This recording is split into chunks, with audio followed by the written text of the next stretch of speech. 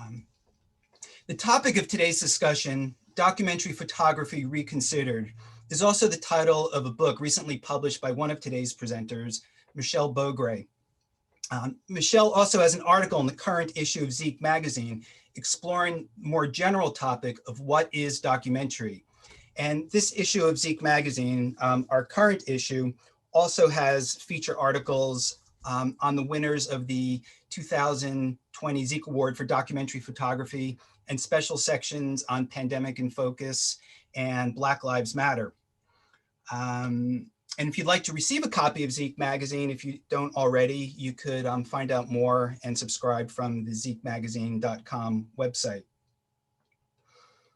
Our presenters today are Michelle Bogre, a photographer, author, and scholar, Bayeté Ross-Smith, a photographer, artist, and educator, who has pushed the boundaries of what we define as documentary. And the discussion will be moderated by Stephen Mays, who has a diverse career as a curator, creative director, and a force in the photography industry. He's currently the executive director of the Tim Hetherington Trust, a board member of Catchlight, and for 8 years, he was the secretary of the World Press Photo Competition. And we're very excited about this discussion today because not only does it go to the heart of what the Social Documentary Network is all about, but it also pushes us beyond our comfort zone. In the 12 years since SDN was founded, there have been momentous changes in technology, most noticeably with cell phone photography and social media. But there's also important change underfoot about how we define documentary and who defines documentary. So we really look forward to this discussion today. And before I turn this over to Stephen Mays, I'd like to introduce Andrea Zaki from Digital Silver Imaging, our co-sponsor for Doc Matters Virtual. Andrea? And you'll need to unmute yourself. Hi, Glenn, can you hear me? Yeah. Thank you. And I'd like to thank Social Documentary Network for putting on this outstanding series of Doc Matters virtual presentations. There's really been some fantastic stuff and really looking forward to today's webinar. I just wanted to remind everybody that Digital Silver Imaging, this is a little of our house cleaning. We are a fine art print lab out of Boston, and we also do image digitization, and we are big supporters of documentary photography in general. So I just have to say congratulations to SDN and Zeke for becoming a nonprofit. And I always give this pitch, but if you don't subscribe to Zeke magazine, you're really missing out. Each and every edition is really full of all kinds of great articles and amazing photography. So they're really to be cherished. So again, it's our pleasure. And we want to say thank you to Glenn and Barbara for doing such an outstanding job. And without further ado, I'm going to shut up and allow the presentation to begin, but thank you. Okay, thank you, Andrea. Okay, now I'd like to turn this over to our moderator, Stephen Mays. Thank you very much. And Glenn, I'm very taken with your confidence when you talk about questions and answers. I'm not sure if we actually have that, but we'll find out as the conversation goes forward. Thank you very much for the opportunity to have this discussion and SDN for hosting us. Across my career in photography, which is started in documentary, ended in documentary, and did a lot of documentary in the middle, I have been very struck by the hidebound formats that we work within, to the extent that it's been my belief that the documentary photography is more concerned about the format than it is about the content. And what happens is the content is effectively shaped to fit the format. And this has been going on for several years, decades indeed. And there's some reason for this. I mean, it allows, by having these sort of standard protocols, we know what documentary photography looks like. It also means our viewers have a starting position. They can come to our, they can join the discourse at a relatively advanced level because they understand the codes, if you like, that are baked into documentary photography. But it has resulted, to my mind, in a shockingly limited variety of subjects covered and limitations in the style of coverage and what can be said. So I was really excited a couple of years back when Michelle told me that she was working on this book on documentary photography reconsidered, which is, she's really gone out, she's found some amazing people to talk to and interview. So the book is really well worth a look, and the website. So this is a discussion, and we don't agree, by the way. Michelle and I are constantly disagreeing over a few things, and I'm sure we will again today.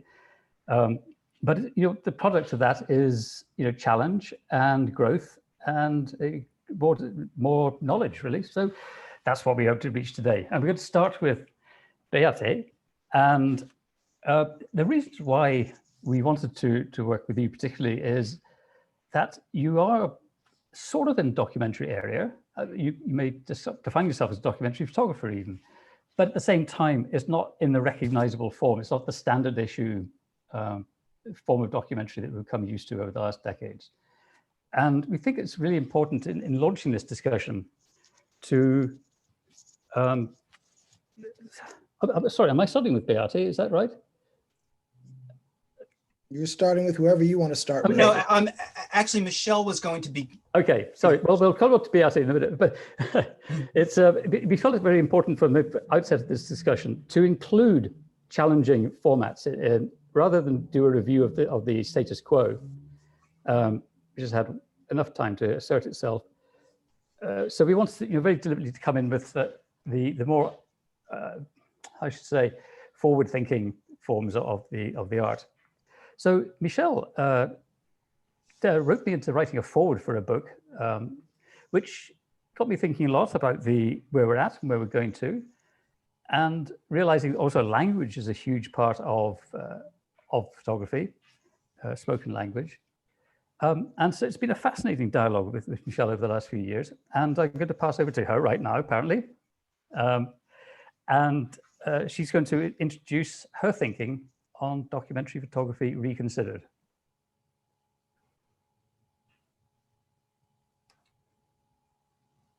Michelle, you need to unmute yourself. So I'm the first person who forgot to unmute themselves. Okay, so good. Now that we've done that. Thank you, Stephen. And hello, everyone. I am going to just be presenting kind of an overview of some ideas that I explore in more depth in my book, and some of the things that Stephen and I have been tossing around for the past few years. Just as Stephen and I don't agree on everything, I'm sure that a lot of you, some of you, many of you may not agree with everything I say, and I'm hoping to encourage questions and thinking as opposed to provide specific answers. So I'm going to now try to share my screen and start my presentation. Let's see, wait a second, share my screen. Let's do that first. Share my screen, okay. Now I will, no, what have I done? Sorry, guys. I'm not as good at this as everybody else is. Okay, let me unshare my screen. Oh, here we go, slideshow. Okay, can everyone see my slideshow? My title slide, documentary, good. Okay, thank you, sorry about that. So I was the chair of photography at Parsons School of Design, and now I'm a professor emerita because I left to work on some projects, including the book that this talk is based on, Documentary Photography Reconsidered. So I would say that documentary, when I started writing the book, I didn't actually have a title, but the more I thought about what I was writing about, I realized that I was reconsidering everything that I had thought about documentary photography. And so the title kind of wrote itself. But today, documentary photography is the subject of intense scrutiny and often criticism about its intent, its validity, its legitimacy, and even its morality, as we confront the legacy of colonialism and the inherent power imbalance between subject and photographer. And what I wrote in my book is photography has the ability to, hold a second, wait, I have to do something, go away. Photography has the ability to document, but also to distort and reshape the world it records. The documentary photographer yields a power of social construction over who or that which is represented and how it's represented. But in spite of the challenges that documentary faces. I'm really having a problem here. Why is this not working now? Go away. Sorry, Barbara. Now my slides aren't. They're not Okay. advancing. They're not advancing. So what have I done? Does anybody have any idea why my slides aren't advancing? Are they a PDF file? No, it's a PowerPoint. I mean, they just advanced. Just double check and make sure that your computer actually took you back into PowerPoint from Zoom. I know that happens to me sometimes. Okay, thank Yeah. you. I think that's exactly what happened. Thank you. In spite of its challenges, documentary photography is thriving because it is transforming into something that is far richer and more robust than ever, but without discarding its past. And as a side note, if you have a chance and you haven't, see the new documentary about White House photographer Pete Souza called The Way I See It, and you'll have no doubt about the power of a single image. I will be exploring documentary's trajectory and the challenges it faces, but first I want to define what I mean by documentary. And this is not easy because defining it is rather like trying to define poetry. It's slippery, complex, and nuanced. Photographers don't agree, and some of you won't agree with my definition, but at least you'll know what I mean when I say documentary. So for this presentation, my definition is documentary photography begins with the idea of documentation, onto which we layer the notion that the documentary image is not constructed, although it may be slightly staged or directed. It can be poetic. It bears a degree of witness and provides some evidence. It seeks truth and touches on reality. It involves storytelling. It is often intensely personal, and the photographer's intent is the substrate upon which the image is constructed. As a caveat, though, for me, documentary and photojournalism are not synonymous. I think that photojournalism is a subset of documentary, and because photojournalism is news-based, it has a far stricter set of rules, or must have a far stricter set of rules. So my definition doesn't necessarily apply to photojournalism. As you may glean from my definition, my documentary tent is big. It includes the past, traditional reportage and linear storytelling that we all know so well, but it also embraces the exciting work being produced by contemporary documentary photographers, such as nonlinear narratives, multiple exposure portraiture, multimedia video, and even virtual reality. You will see examples of this new type of work when Bayeté shows his work as well. There's a point for sure when some of this work crosses over the documentary line and becomes art. I'm just not sure I know exactly where that line is, nor that that line is indelible or absolute. And as an example, the recent grantees of the iconic Eugene Smith Grant for Humanistic Photography encompass the possibilities for documentary. They range from traditional medium format portraits to very impressionistic work. Let's take a look. Oops, that's not the right slide. Okay, here we go. Sabiha Simen's traditional portraits were shot in conservative boarding schools for girls in Turkey. Laura El Tatawi's employs an impressionistic style to explore the relationship between farmers and their land, and to explore his family and their relationship to violence in Colombia.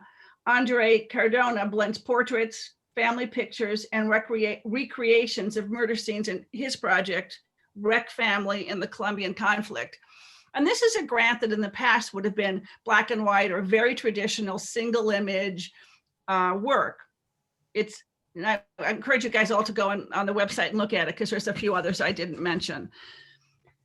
Two of the most pressing questions today, though, I think, and ones that challenge traditional ideas about documentary are the questions of truth and the dematerialization of the image in the digital age. Postmodern critics have attacked the very idea of documentary authenticity by suggesting that all photographs are fictional to a degree. Some photographers take this further. For example, Iranian photographer Azadeh Aglahi challenges truth in her quasi-documentary project By an Eyewitness. She constructs photographs of the historical assassinations of people who resisted the oppression of the Pahlavi Shahs. Because no photographs of these moments exist, she relied on news reports, archived information, and actual eyewitness accounts to meticulously reconstruct the event for her camera. She created a new truth from a hidden past, condensing a complex story into cinematic images with such dense detail that even the illusion of sound seems to float off the image's surface. Are these documentary? That would be a discussion. Are they true? That would also be a discussion. What interests me, though, is years from now, when they've been shared around the internet and all the metadata has been stripped and all we have are the captions about the event itself, will we actually think they're authentic images?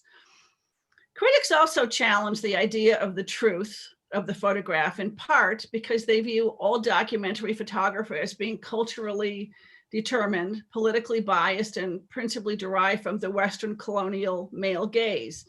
They even question the photographer as author, suggesting that every photograph is a collaboration with the subject. All of these criticisms are based on the false premise, or what I will call the false premise, that the documentary image is true or ever was true, and that photographers were ever objective observers. And when we add the notion that the digital image is infinitely malleable, that it's just pure information and not fixed in time and space, we don't even think we can trust the photograph anymore. But I don't think the question should be whether we can still trust the documentary photographer, the documentary photograph, but why we ever trusted it. How did a medium that abstracted the visible world by stripping it of color and reducing three-dimensional reality into a two-dimensional, narrowly chosen single frame ever become linked to truth? The idea of the documentary image as true, I think, goes back to the early Victorian viewers for whom photography seemed miraculous. Early viewers didn't think about the fact that a photograph is merely representational. They didn't think about the fact that the very act of framing the world is profoundly subjective. They didn't wonder what was occurring just outside the frame. They just saw a photograph that could seemingly record depth and objective detail of the material world, and they believed it. Or, as Lady Eastlake, one of the first photographic critics, wrote in 1857, people believed that photography's true purpose was to, quote, give evidence of facts as minutely and as impartially as, to our shame, only an unreasoning machine can give. In the mid-19th century, American viewers continued to believe in the authenticity of the photograph, and they were shocked by the reality of seeing photographs of dead soldiers in images taken by Matthew Brady and his team in the American Civil War. These images show them that death, not heroism, was the face of war. They never questioned the authenticity of these images. A New York Times article in October 1862 stated that Mr. Brady has done something to bring home to us the terrible reality and earnestness of war. If he has not brought bodies and laid them out in our dooryards and along the streets, he has done something very like it.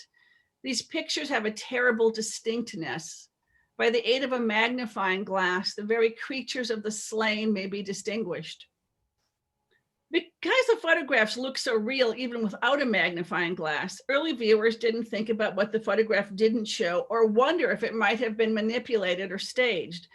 Now we know that many well-known photographs from the American Civil War, as well as others, were staged. And for example, Alexander Gardner's Home of a Rebel Sharpshooter, we now know from looking at series of images he took before and after this particular image that he dragged this body about 40 yards, they think, to a more picturesque place, which was in fact a sharpshooter's den. He turned the face conveniently toward the camera, and he had a rifle that he carried with him to use as a prop.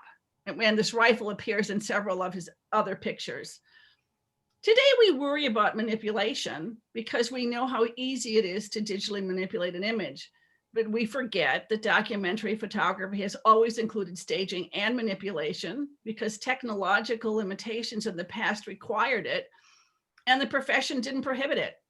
Some of the great iconic images were staged. You know, historians believe that this photograph by one of the first war photographers, an Italian guy named Felice Bayeté, who was photographing in India, might have arranged to have the bones in the foreground of the dead soldiers either disinterred, or at least he rearranged the bones, scattering them around to make a more picturesque and more dramatic photograph, because he arrived a few days after the massacre. Dorothea Lange, in this, her famous, or I would say infamous photograph, Migrant Mother, was completely directed and staged. She chose not to photograph Florence Thomas's 7 children. She only picked 2, well, actually 3, because the baby's in the picture, because she didn't think that 7 children would be very sympathetic to the rich people in the Northeast. She asked the children to turn their faces away from the camera. I would suspect to highlight the face of Florence Thompson, who was actually not a pea picker, as her caption indicated. And the photograph on the right is what the picture looked like before Lange staged it. Documentary icon W. Eugene Smith directed most of his photographs, including his famous image, Tomeko Umera in her bath, from his photo essay on the mercury poisoning in Minamata, Japan. He knew he needed a single striking photograph to symbolize Minamata's disease. He collaborated with Royoko to bathe her grown daughter, severely deformed by mercury poisoning, in a traditional Japanese bath chamber, perfectly lit by a dramatic single shaft of light. Smith has been quoted as saying, "I don't object to staging if and only if I feel that it is an intensification of something that is absolutely authentic to the place. I didn't write the rules, why should I follow them?" This photograph, however, also exemplifies the other issue that we're thinking about and facing today, the inherent power imbalance between the photographer and the subject. Although this photograph was a collaboration between Smith and Umera, and it did raise money and awareness of the impact of the mercury poisoning by the Chiso Corporation, it also became a conflict between the subject and the subject's family and the photographer. Smith spent at least a half an hour finding just the right light and angle for this image, and according to some historians, Tomoko came down with a cold after the session. Her parents never earned any money from this image, and years later resented the representation of their daughter as that naked girl in Smith's photograph. After Smith's death, they asked Smith's wife, Eileen, to grant them the copyright to the image so it couldn't continue to be published. She agreed. She transferred the copyright. And she even asked museums who owned a print not to show it, although there is no legal way to prevent that. And I realize the irony of me telling you this story as I display the image, and I almost didn't include it or didn't show it, but I decided that for educational reasons I should. Still not sure if that was the best decision. But back to truth. It is not so much that photographs aren't true, but that our understanding of what true means varies. In reality, truth is polyhedric. It is complex, slippery. It's a carnival house of mirrors. So what does it mean to say that documentary photography should be truer than any other type of photography, or that we should even concern ourselves whether it is true? Photographs are always true and not true, because photography is always culturally coded. Photographs are always resonant with other meanings and experiences summoned up by the frame, but not contained in it. So the truth or meaning of the documentary photograph is highly contingent on the relationship between the photographer and the viewer. With more diversity in the profession, more people taking images, and a greater awareness of the degree to which we all bring a bias, not only to our photography, but also to the images we view, photography has become more of the world than about the world.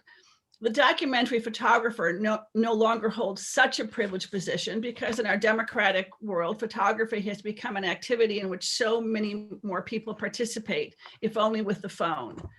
Today, we also think about the impact of gaze, particularly the maligned white male gaze. But gaze is not that simple of a concept. It's implicated by formal, historical, ideological, social, and cultural layers. Well, the profession has a lot to answer for sure, because even in 2020, it remains quite white and male, or at least photojournalism does. A reflexive response to create taxonomies that define who is allowed to photograph whom, I think is equally problematic.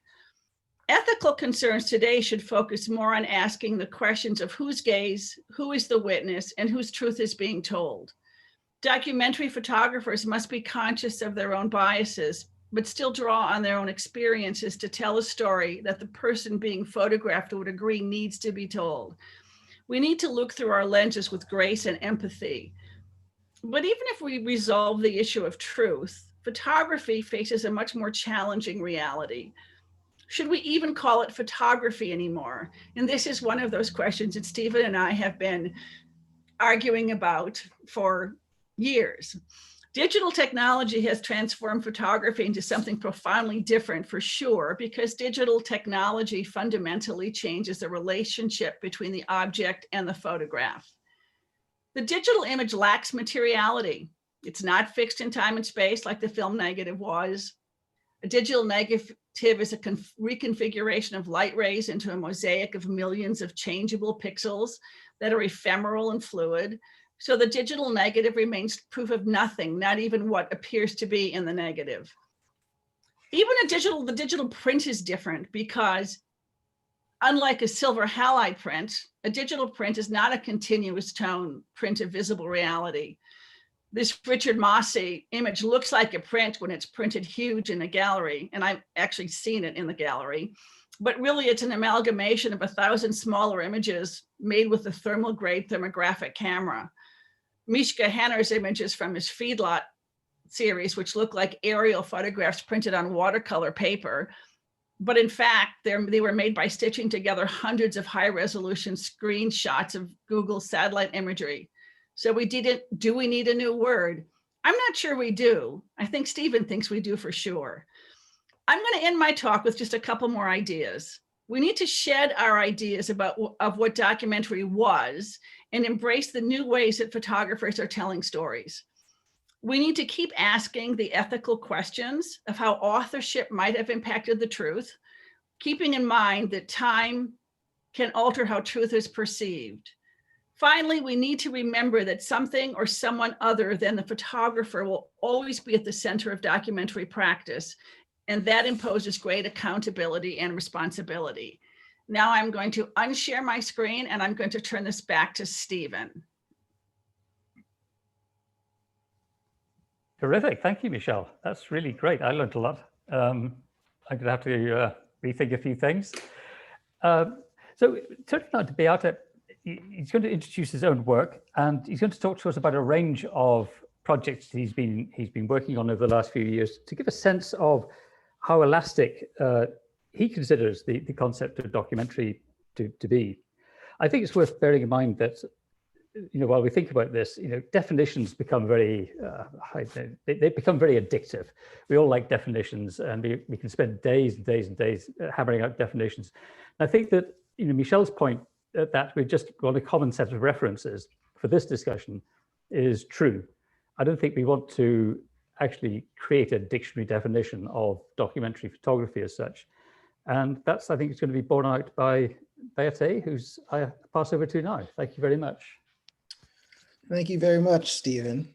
I'll start with telling everyone a little bit about my background. I did actually start off my career as a photojournalist working for the Knight Ridder Newspaper Corporation back in the 90s. So I worked in Charlotte at the Observer.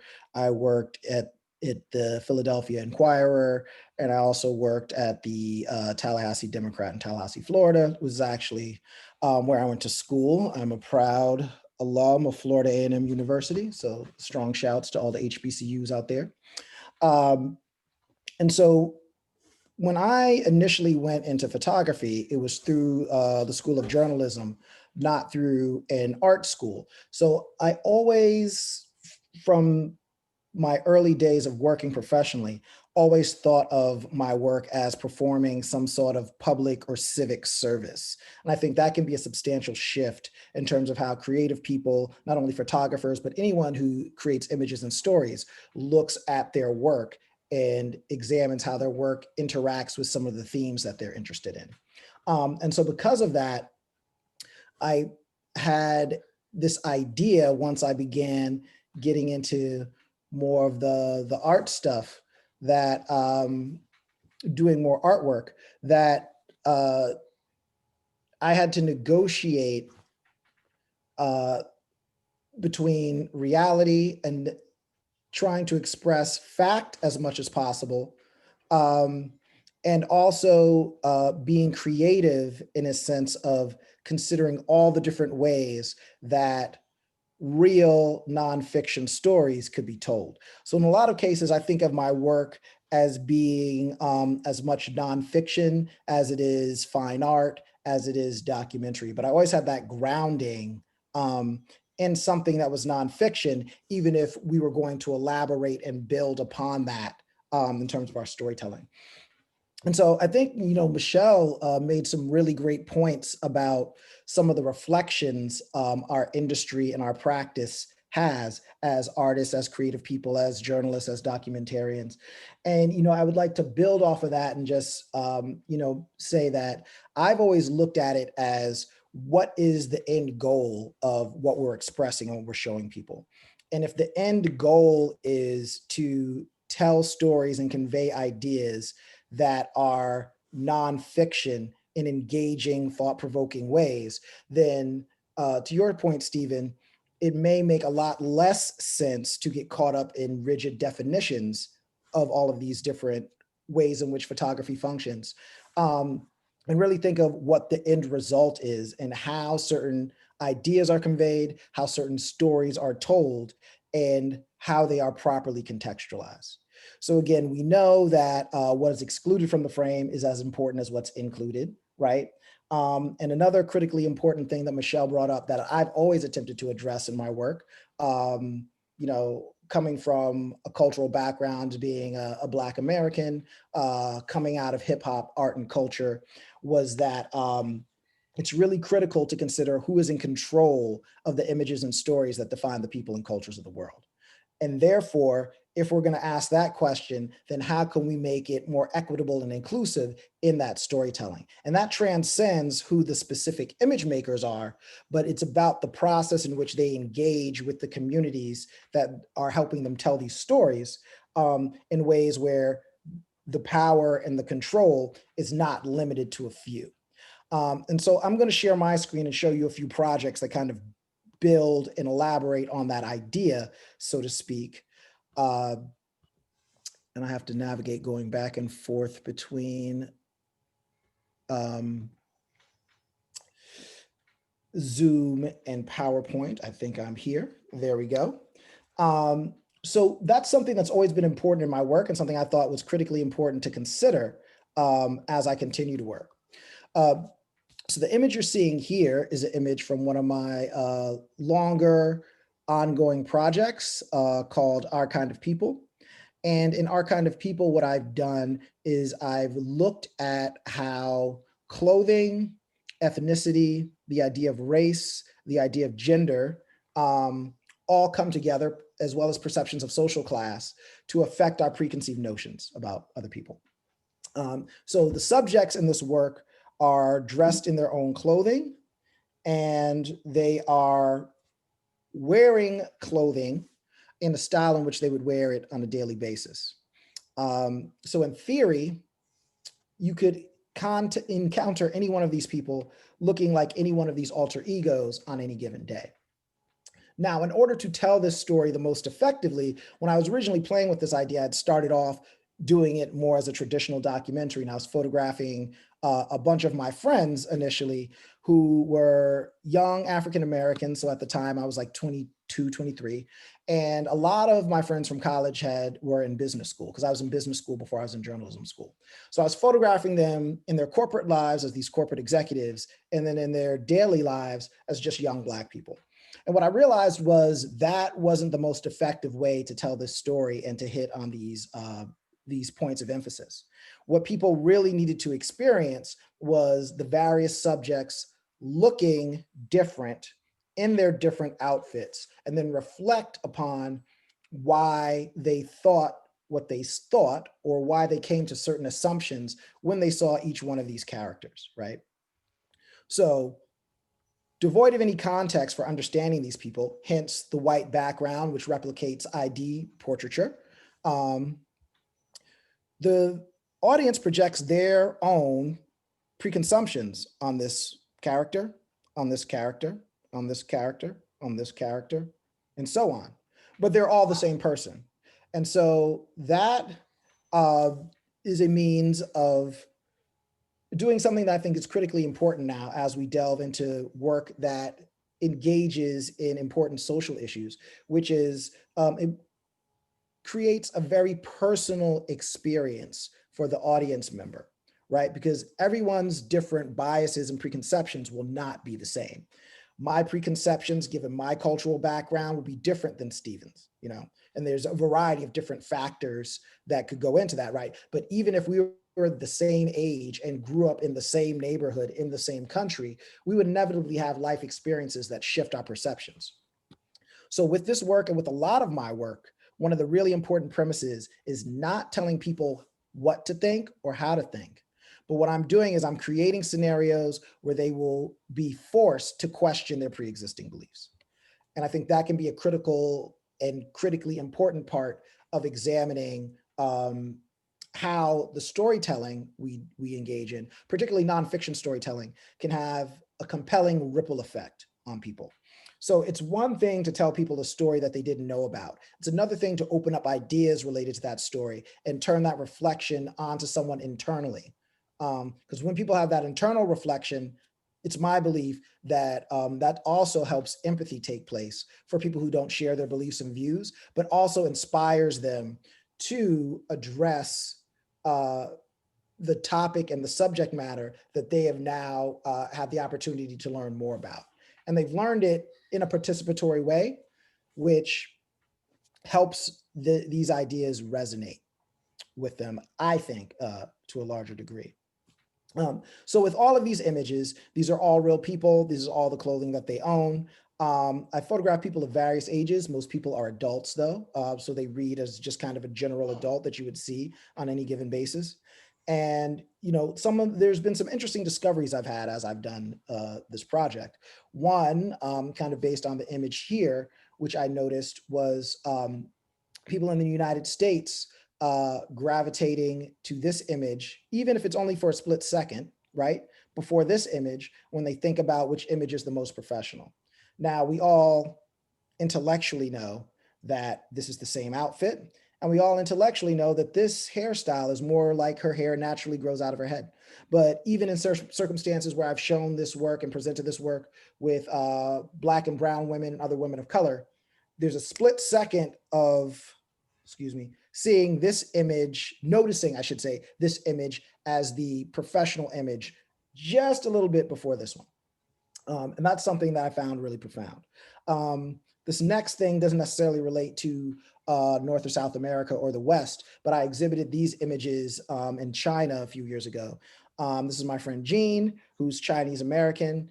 As far as we know, his family has been Chinese American since the 19th century. He's not multiracial Asian. But when I showed these images in China and I was talking to the Chinese people there, they initially did not think he was Chinese. Now, I wasn't able to get into an elaborate enough conversation to understand what those signifiers were or what the details were to that.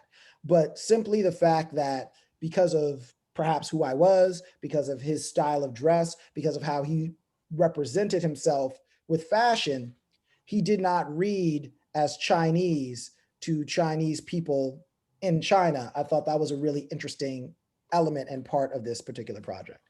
Now, granted, you know, the folks I was in touch with can't speak for the entire billion people in China, but I thought they were a relatively visually literate collection of people who would have, you know, some sense of awareness. So even if they are not like the end all be all of that assessment, I did find it somewhat notable. So as I've explored these different images, I've had different discoveries with the different populations that remind me of some of the things that are important about allowing people to reflect on how a set of images directly relates to their life experience. I've gone back to this one because I exhibited this with a group of court workers in California years ago. And I'm going to oversimplify the story for the sake of brevity, because I'm going to simplify the opinions of a room full of a couple of hundred people for the sake of this portion of the presentation. But as I showed these images, we got into different conversations about our perceptions of different people. When we got to the perceptions of me, ultimately some of their what they said were their initial responses were what I would expect. They found me most pleasant in a suit, and they found me the least pleasant in a hoodie with the hoodie on. So where am I? So most pleasant here, least pleasant here. That's kind of the stereotype of what you'd expect. With Keith here, they found him the most pleasant in this outfit and the least pleasant in this outfit. So I said, oh, wow, it's kind of interesting that like me and him are the opposite, right? Like I'm most pleasant in the suit, he's least pleasant in the suit. And again, there's an oversimplification of their entire analysis. But essentially what they said was, they said, well, we work in the court system in California. So when we see a white guy in a suit who looks too much like the ideal image of what we are supposed to like in a masculine figure in the United States, we get suspicious of that. And we start to think about all the corporate criminals that have come through our court system and the lawyers trying to get someone off of a crime they clearly committed. And so that's part of our preconception of what we project onto that image, which to me was really interesting because I was, I've kind of been aware of like, okay, if I'm going to put this hoodie on, do I want the hood on or off? Does it matter if it's raining? How am I going to be perceived? I'd never really thought of like some white guy somewhere as I'm doing that with the hoodie, doing that with the suit and tie. Like, well, do I wear this suit with this tie? Will I look too conservative? Will I look like a corporate criminal? Maybe no tie. Like I had never thought of that kind of inverse sort of parallel, right? And so the point, again, in bringing that up is there's these explorations that can be discovered and uncovered when we leave room for people to reflect and contextualize the work that they're experiencing that we create within the context of their own personal lives and within their daily lived experiences. This is a series that I think is really useful as a tool. And so what I've attempted to do with this is exhibit it broadly, exhibit it in public spaces, and develop some strategic partnerships with different organizations that I think can help me build additional programming related to this.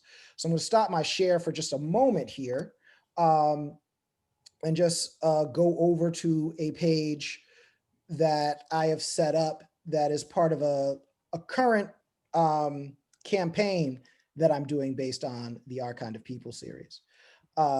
So if you'll see this here, I'm very interested in continuing these conversations and expounding on what is thought about and analyzed based on identity based on appearance. So I've started this campaign for the Our Kind of People series. This is the homepage. You can find this at ourkindofpeople.org or ourkindofpeople.net, or also off of my own personal website. And so what we have here is a campaign that we are doing on social media. Let's see if this takes me here. All right, that is working. Let's see. So this is obviously desktop, but this is the Instagram profile. And so we have different images of people and their stories, reflecting on how identity has impacted their daily lives, right? So here's the carousels.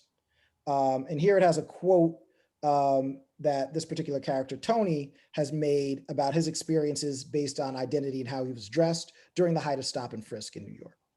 We've also combined these with certain quotes that we've pulled out from the text. This is from Amber Montalvo, who's a young Afro-Latina woman, and she talks a bit about hair and how hair becomes a significant aspect of her identity as a Latino woman, as a Black woman, and her awareness and how she attempts to address the history of that.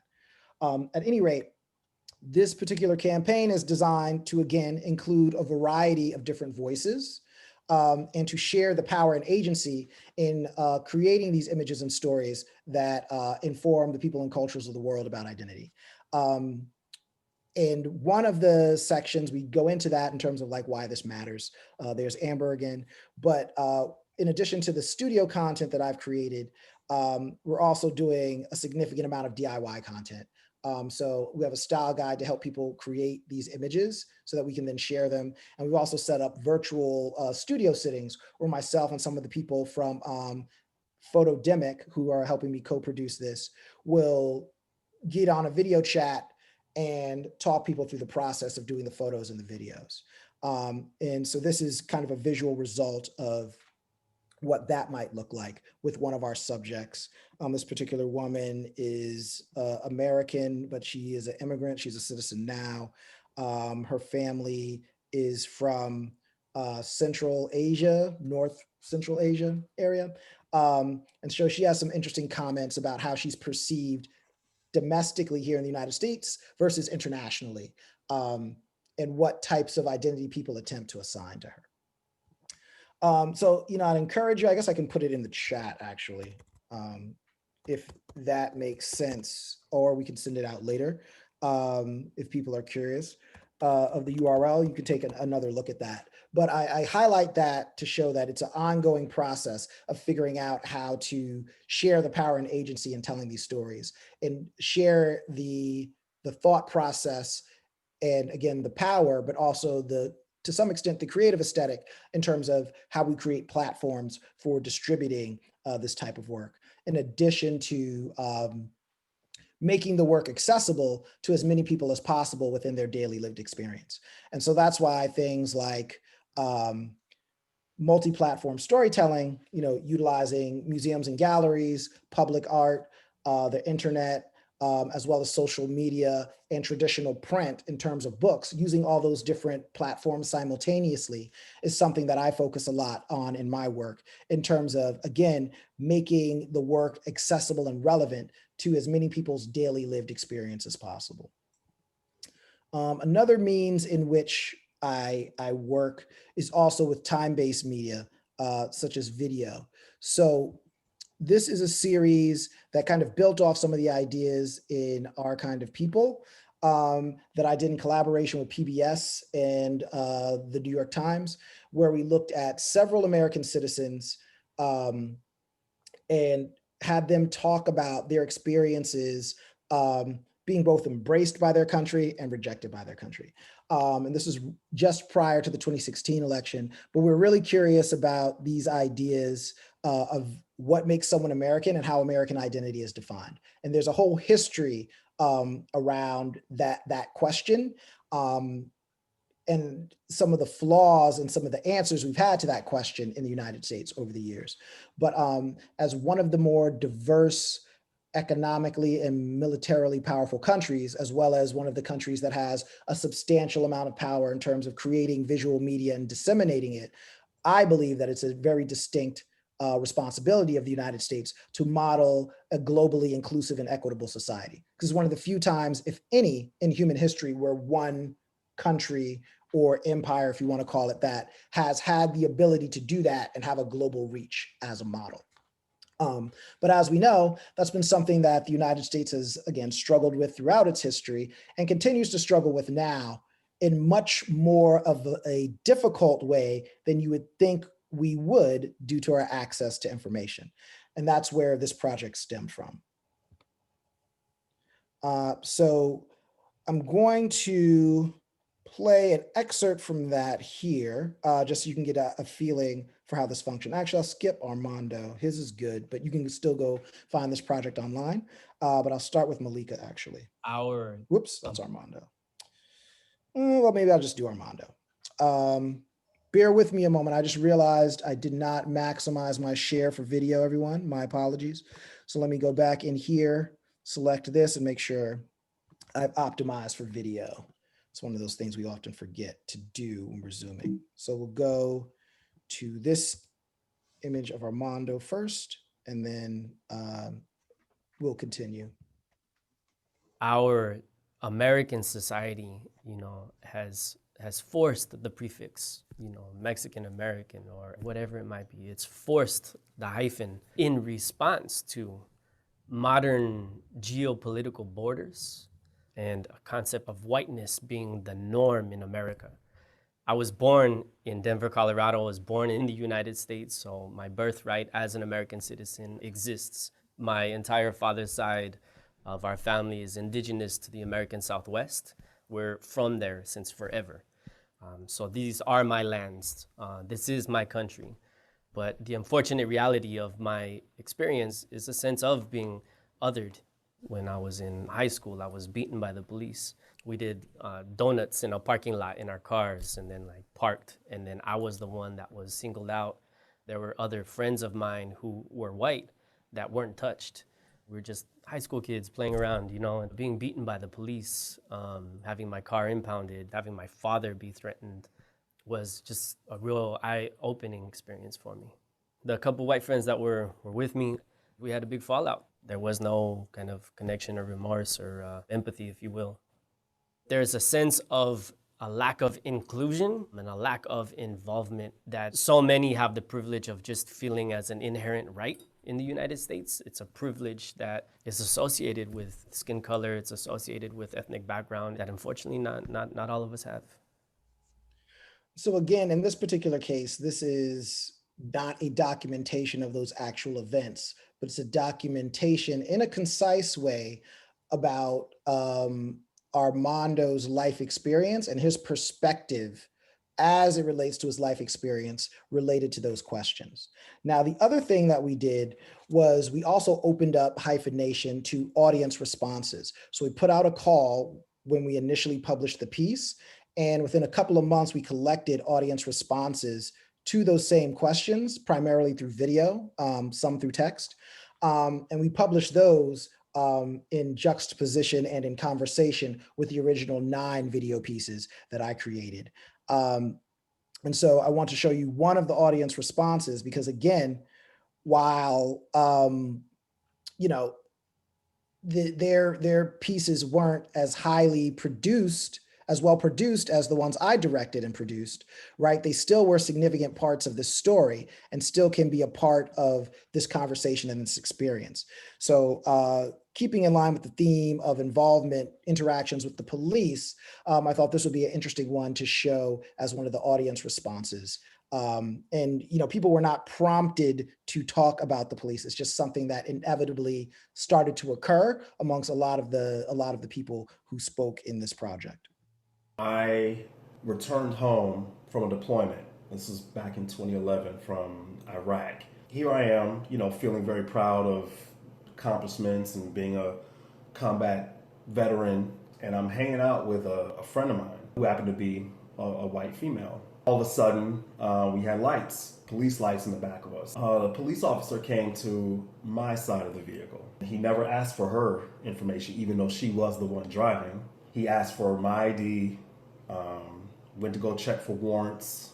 He was asking me questions about my profession, what I did, where I was from, where I was stationed at, what address my unit was on. I saw where this was going. I could immediately tell what he was doing.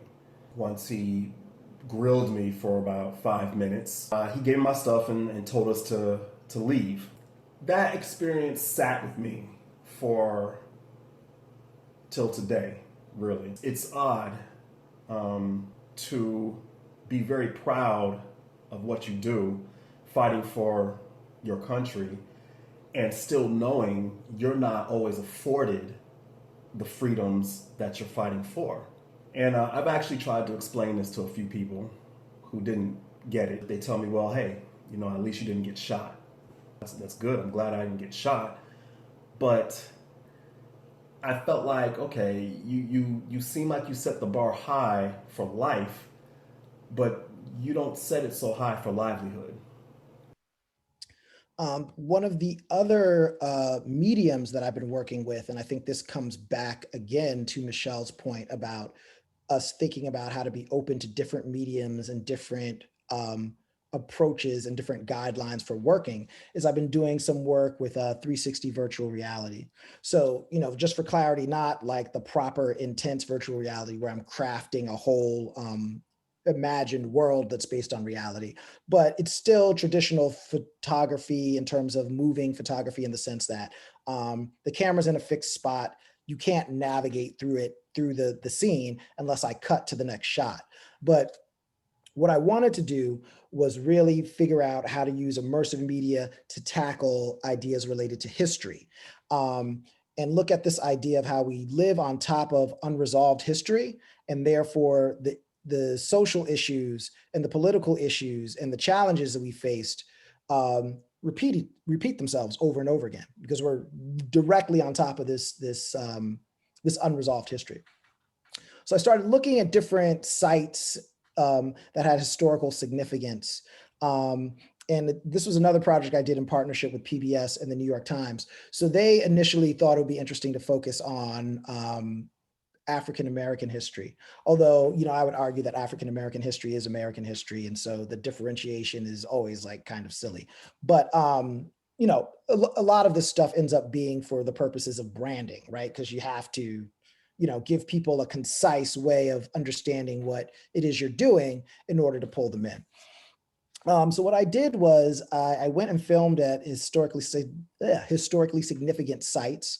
And then I spoke with an expert historian or an expert who experienced what happened there, and used their interview as the narration, as the authoritative voice on what happened there. And then we wove in archival imagery of those events over top of the contemporary footage to give the feeling of looking back in time. We did one about Malcolm X's assassination. Where the Audubon Ballroom is near where I used to live. I've since moved, and I'd walked by that site a bunch of different times. And, I'd done a lot of reading about Malcolm X when I was younger and into my adult life. And he was a very influential cultural and political figure for me and a lot of people of my generation. But the point in all that was that I was walking past this site on a regular basis and I didn't know it. Part of that site is a Dallas BBQ now, although they do have another place that does commemorate Malcolm's legacy. But again, the idea being, we traverse areas that are connected to very significant, powerful, potent histories. These histories are unresolved, and so we continue to address these issues over and over again. The other piece I did was one about Ruby Bridges in 1960, when she was one of several children to help desegregate the New Orleans school system, and that being the first school system that was desegregated in the Deep South. That school is now a charter school, and surprise, surprise, their population now is like 98% Black, but it wasn't in 1960. And I thought this was a really interesting story because Ruby, being so young at the time, literally just became a senior citizen maybe 2 years ago. So it also reminds you how recent this was. But what we ended up doing for this is we interviewed Ruby's teacher because we wanted an adult perspective on this. We'd heard Ruby's perspective, which, while it is significant, isn't necessarily a historical narration type of experience, because as a 6-year-old, you can't necessarily know the context of everything going on. And I always did, in terms of Ruby's perspective, find it interesting that she always said, when she went up to the school and saw all the people outside, she thought it was Mardi Gras. Like, she didn't realize that, people were protesting, actually being educated with their fellow citizens, their fellow countrymen and women. So I'll show you this excerpt and then I'll wrap up just to give you a feel for this. So what you're going to see is this experience on desktop. So I've navigated through desktop for you here, but this can also be watched on mobile with or without a headset. And you could watch it with a headset as simple as a Google Cardboard headset. While it plays, I'll go grab one because I just realized I don't have one near me. So you can put your phone in it, look at this on YouTube or Vimeo, set it on the right settings, and it makes you feel immersed. Or you can just look at it holding your phone up like this, obviously facing yourself, and you can move and navigate this way, as well as experiencing it on desktop. And one of the other things I've been doing is experimenting with projection mapping to figure out ways of doing public exhibitions of this where people don't necessarily need headsets or their phones. So this is just another image of one of the archival images in the actual classroom, which they still have commemorated there, of one of the few images of Ruby and her teacher. So, whoops, let's go here. No, I want this to play.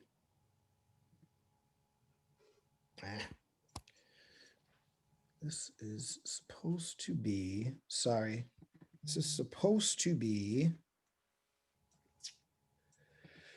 a play as soon as I click on it, but it's giving me trouble. So we'll go to the internet, straight from the internet as backup. And I'll just have to navigate through it in real time for you all, which shouldn't be too big a problem. So here we go. All right, so if we go here, I'll make this full screen.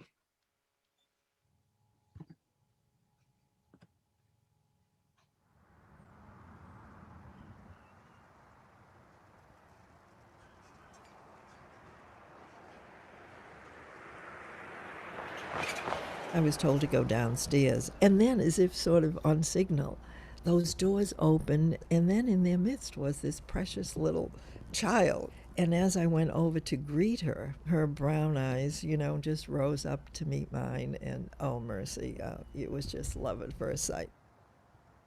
2 days before, on a Friday evening, I received a call from the superintendent of schools asking me if I would like to take a first grade. And then to my surprise, it evolved quite differently. To drive up to the school that morning and witness this crowd, people yelling. There were a lot of placards with all kinds of sayings, some even from the Bible. I was so stunned by the reaction to what was happening. I could not believe people would treat anyone like that, particularly a child. By November 15th, there were no children left in the school. They were all gone.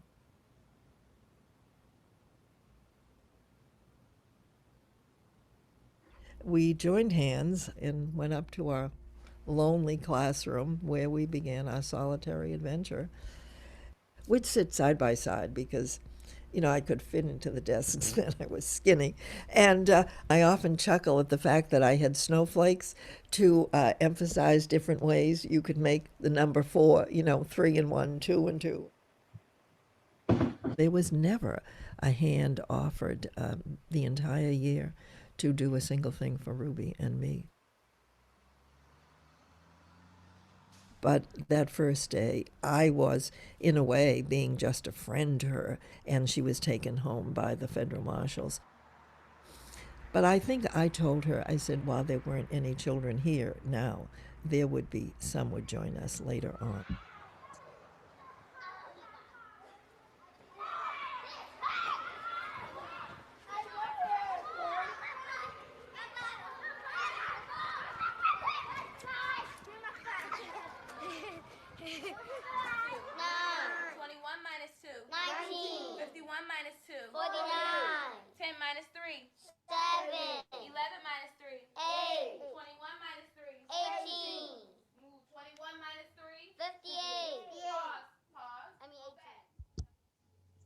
All right, let's see.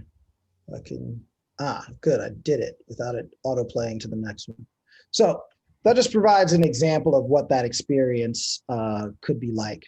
But again, what's happening there is we're not necessarily documenting something as it happens, but utilizing different components of factual information to explore the story and present it to the audience in a new and more nuanced way to allow for another level of reflection and analysis to occur. And so in closing, with a lot of my work, my hope is to be able to leverage new technology, a variety of different presentation platforms, and an ability to go out and interact with people and share the power in this storytelling in order to present people with, or present audiences, I should say, with more refined and more equitable modes of storytelling to, again, not necessarily tell people how to think, but create experiences where they question their pre-existing beliefs. Thank you all very much. Thank you. Fantastic. It's really moving as well as inspiring to watch the work you're doing. Well, as we're here to reconsider documentary photography, one of the questions I was thinking in the run-up to this discussion is, are we actually reconsidering documentary photography, or are we indeed talking about a new medium? And Michelle referred earlier to my skepticism about the use of the word photography at all at this point in time. And my reason for that is very simple. It's that the language we use defines the approach we have to whatever subject it is we're talking about. So to talk about photography automatically ropes in 180 years of history that they're all very familiar with and very comfortable with, but makes it very difficult to consider other forms of digital treatment, which are totally innovative and never been seen before. And likewise with documentary photography, I wonder, are we actually redefining documentary photography? Is that the language we should be using and that should be thinking of? Or are we talking about something else? And I wondered, I was going to ask Michelle, from that wonderful list of defining attributes that you had for doc photography, what are the elements that we want to carry forward? What do we need to lose? What are we doing? You see, the reason that I would disagree that we should get rid of the word photography, because I want it to be linked to our past. I mean, my fear is always that, particularly in photography, we get something new, and not just documentary, but from teaching photography, then we throw away everything else. And I think that documentary should be able to include traditional approaches as well as the kind of amazing work that Bayeté showed us. So I don't want to get rid of any of it. I want to include it all, and I want to create a space where people can make single images like Pete Souza does, which are extraordinary. I mean, that seeing that documentary and learning it and just really understanding Obama through his still images, but also being expanded and doing the kinds of grids and things that we just saw. So I don't know. I wouldn't get rid of any of it. I just want to keep making it bigger. And Bayeté, I don't know whether you're going to be any particularly an expert on this, but one of the questions I've been thinking is that, in thinking about documentary photography, we are, I think, referencing old formats and old styles. And actually, we need to be looking at new tricks. We need to be understanding algorithms, issues of scale. What's the significance of having feeds of images rather than static presentation of images?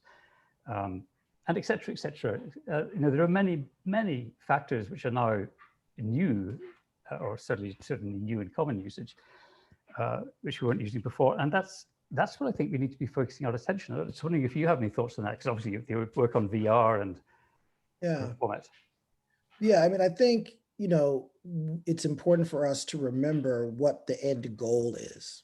And the end goal is to create an engaging visual experience that tells a specific narrative or tells elements of a story related to a certain theme that is based on things that actually happen and occur in the world. And so there obviously are specific reasons, pretty legitimate reasons, why certain rules for documentary photography came to be what they are. But that doesn't mean that we stop evolving the genre. I mean, I think, if I were to think off the top of my head, I would say that, doc photo still celebrates and hoists an aesthetic and approach to doing things that's like 70 years old at the top of that industry or the top of that creative output, right? And I can't think of another industry or area of human life where doing the same exact thing that you did 70 years ago would put you at the forefront of any industry.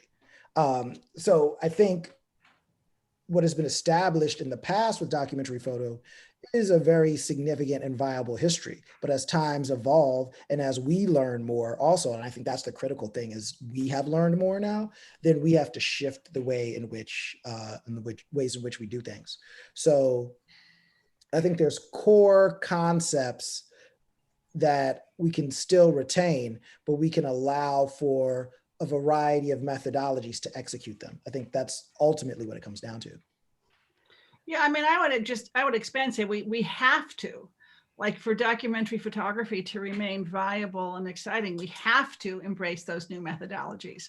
Like it's essential for the success of the medium or the genre, even though we're resisting definitions, which I would also agree that we shouldn't have specific definitions. But I think we have to, and that's what makes it so exciting. When I think it's richer and more robust and more interesting now than it's ever been. I mean, one of my hesitations there is about the concept of a photographer. I mean, there was a time when a photographer would expose film, and that was the end of their responsibility. They would roll it up, put it in a bag, and a week later, a month later, they'd see it in the magazine and see what pictures they'd made. That's a kind of a laughably simplistic way of living these days. And any photographer you talk to is going to be also, by the way, a videographer. They're going to be involved in PR. They're going to be doing research. They're going to be doing archivism. You know, it's the notion of defining oneself by a craft in a discipline, which is now so much bigger than that already and will become bigger. I find that a little problematic. Yeah, I mean, it's not perfect. You know, like I think there's a couple of things at play there, Stephen. There's one, what the reality is of being a visual storyteller in the current times and working primarily in nonfiction, right? And then there's the terms that people recognize that helps us communicate who someone is or who a group of people are and what they do, right? And so I think this is one of the few cases where it can be both ways, where we can potentially acknowledge that when we say, you know, a photographer or a documentary photographer or a nonfiction visual storyteller or whatever, in this day and age, that we understand that that encompasses multiple things inherently. And just remember that, at least in this current moment, we're in a place where defining people's work in one sentence just isn't going to be practical. But that doesn't mean that we don't necessarily start in those familiar ways so that people can kind of get on board with us as quickly as possible. The other critical issue, which we need to interrogate a little bit, is this notion of believability. And as you know, it came up a couple of times in your presentations in very interesting ways. And I was fascinated when you were talking about how the believability now applies to ideas as much as to events. And I'm curious to see what happens to the perception of believability. You know, how believable are the pictures in an environment where people are themselves using Photoshop to change their realities, and Photoshop being the old technology, and all the other things at our disposal. You know, what happens to believability in all of this, and what part of that is documentary? Excuse me, Stephen, we don't have a lot of time left. I'd like to open this up to participants. Oh, good. At this point. And all right, if people would like to ask a question, please just click on the participants button at the bottom of your screen, and then you'll see an option to raise your hand, and we'll take them in the order that they were raised. I did see one raised hand by Sibylla Smith a minute ago. Sib, do you still have a question? And unmute yourself. Or did we lose Sib? Is the unmute enabled for people as individuals? Yeah, everybody could unmute themselves. So I know as we jump to all these different Zoom and video chat thing, like sometimes the the pre settings can shift. Sib, I guess we lost Sib there. And I know that Hauk Medford had a question. Hauk, are you there? We can't hear you, Hauk. You need to unmute yourself. I don't have a question yet. I was just asking. Thank you. Okay. All I don't see any other questions popping up right now. So, but if you'd like to ask a question, please raise your hand. But maybe if somebody then would want to respond to what Stephen was just saying a second ago about believability with these images, or maybe if you want to frame that again, Stephen. Yes, really, it's there is a growing skepticism to the reality, the factual content of photographic imagery. And I just wondered what experience you've had of that in your audiences and work, and where you think that might be going. What does that mean for us in documentary? Yeah, I mean, I'm also really curious what Michelle has to say about this. I think that audiences are getting more sophisticated. And so just the simple awareness of like what can easily be excluded from a frame makes people ask questions, which I think can be useful if people are going to then be provoked to do additional research. But I think it does become a huge issue when people are, subscribing to identity protective disorder and just choosing not to believe things because it counters a part of their identity that they hold dear. Yeah, I mean, there's a couple of things. First of all, I think that we need to reconsider what we mean by truth, that there's layers of truth in a photograph. There's like actual truth. I mean, what's in the frame is in the frame, regardless of whether it might have been manipulated. Is it representative of the situation? But we really need to give up this notion that photographs are true, because they never are, never have been, or there's layers, because you put us all in front of a photograph and we're going to interpret it different, as your wonderful explanation of how, when you showed those grids to people, like one, who responded what way. But I want to say something to Stephen also, is I think that photography has always changed. It has always changed as technology has changed. Massive changes, we coated plate and then we had roll film. And every time there was a technological change, the genre photography itself changed. Photographers could do different things, work in different ways. And I see the AR and the VR and all the ways that people are working today is just another shift in photography. And I don't know why we have to get rid of the word, because we're working in a different method. I mean, in a different way. So our discipline or our medium has always been impacted by massive technological changes. And then photographers started doing different kinds of things and working in different ways. So that's it. That's maybe the main reason I resist another word, because then we're going to have a new word. Then 10 years from now, we're going to need another word and another word, because we have no idea the extraordinary things that are going to happen, or the ways that creative people like Bayeté are going to, use them. So I'm resisting changing the word. And I'll say one last thing is, I think we should believe the photographer more than the photograph. Like, if you know the photographer and you trust them and you trust so I would say believe the photographer. I would just very briefly in response to that, I would say everything you mentioned is true about the ever-changing technology and how photography works.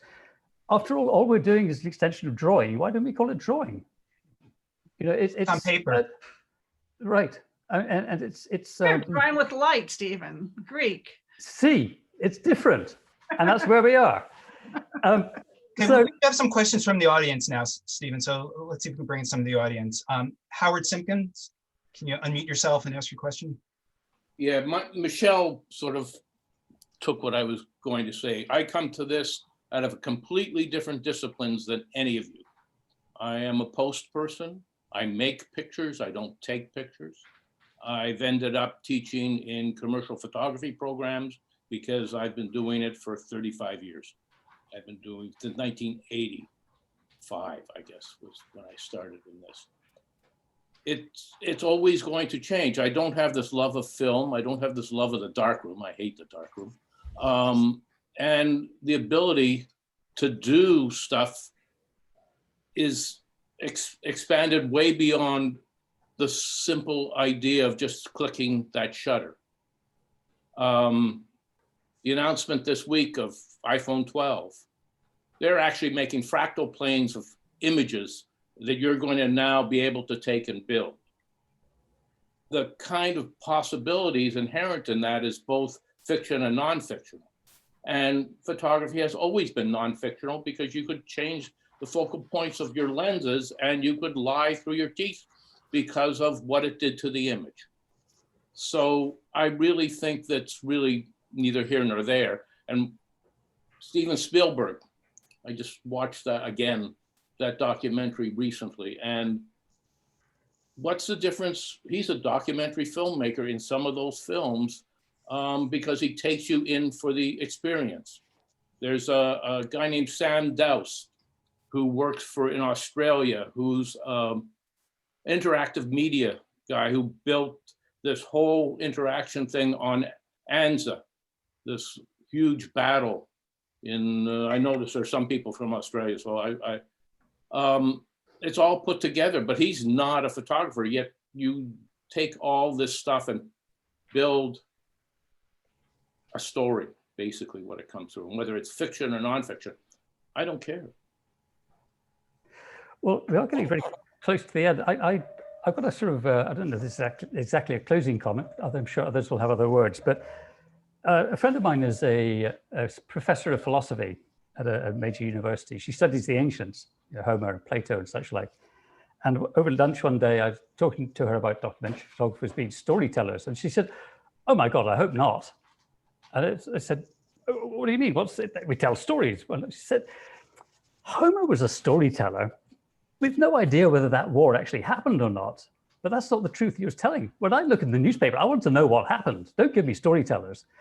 So I think that this area is fraught with different meanings and will forever be shifting its shape, developing new meanings. But I think certainly what I take from today's conversation is the need, really the need to embrace a much larger understanding of what we mean by documentary photography. I'd like to bring in one more and one last audience question from Yvette Aspinall. Hello there. I just wanted to comment in relation to Bayeté's work, and the whole series of presentations been kind of like looking at photography as a document of truth. But with his particular series of work, my takeaway from that was him using constructs to communicate to his audience in a very effective way, without having to get lost in the divide of whether it's the photographs are a truth or not. You know, it's about what's being communicated and what you can take away from that series of work.